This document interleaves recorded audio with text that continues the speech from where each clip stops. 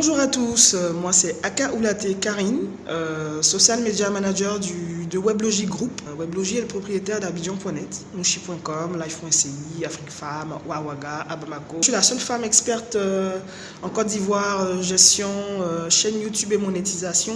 Au-delà de ça, je suis vice-présidente d'une association qui s'appelle Association Cri du Cœur, qui vient en aide sous fonds propres depuis 8 ans aux enfants démunis, aux enfants qui vivent dans les rues. Allez, bienvenue dans le canapé confiné.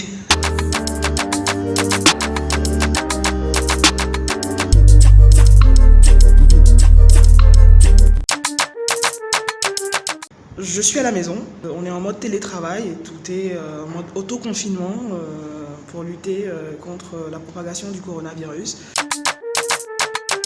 Sur l'ordinateur, sur le téléphone, sur la télé, sur le deuxième ordinateur. Je passe mes journées sur le digital, comme je vous ai dit plus tôt. Je suis en charge de l'optimisation de grandes chaînes de télé comme la RTI ou RTB, ORTM, des artistes et tout que je représente, voilà, à peu près dans le digital. Je passe également mes journées dans la lutte pour le droit et les devoirs des enfants démunis et qui vivent dans les rues. Je vous présente ma Fifi. Oh, tu fais coucou? Coucou. Cool, bah pas, voilà, le truc cool à vous montrer.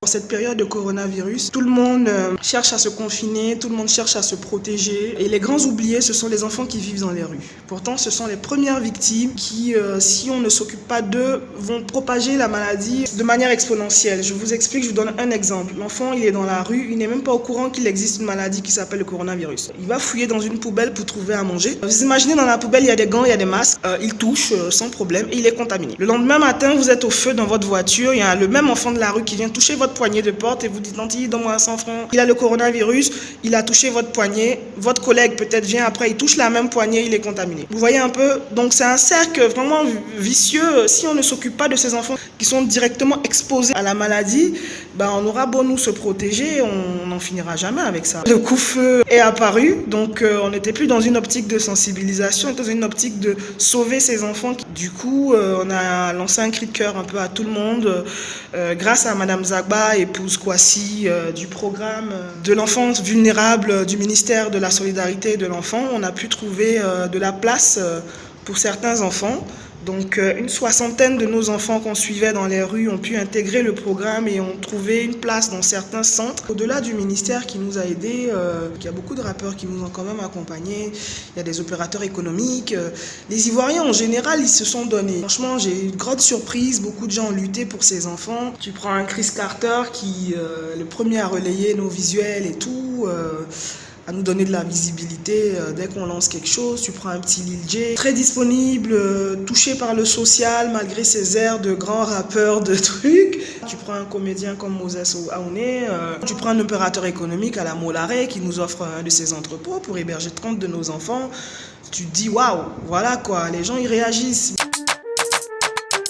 Ça me fait déjà plaisir de voir qu'il y a autant de personnes qui s'y mettent au rap. C'est super, mais malheureusement ce qui me déplaît dans le rap, c'est les lyrics en fait. Moi j'accorde une certaine importance aux lyrics, c'est ce qui m'a toujours attiré vers le rap en fait. Et les paroles de nos jeunes d'aujourd'hui, franchement c'est chaud hein. Mais la musique est dansante, tu vois, la musique est dansante, ils ont des bons beats, ça te fait bouger, nanani, nanana. Mais il y a du bon, beaucoup ont du talent et je pense que c'est rien du tout hein. Ceux qui arrivent derrière, ils vont tuer le game. Hein. Vu que pour le moment, on n'a pas de vaccin, on ne sait pas trop comment on guérit. Il y en a qui guérissent, mais on ne sait pas trop comment ça se passe. Restez chez vous autant que vous pouvez, lavez-vous les mains, les gestes barrières, quoi. Un masque, tranquillement, et puis voilà. Prenez soin de vous. Merci encore le canapé confiné, j'espère que j'ai fait le tour. Bon vent à cette émission. Bisous, bisous.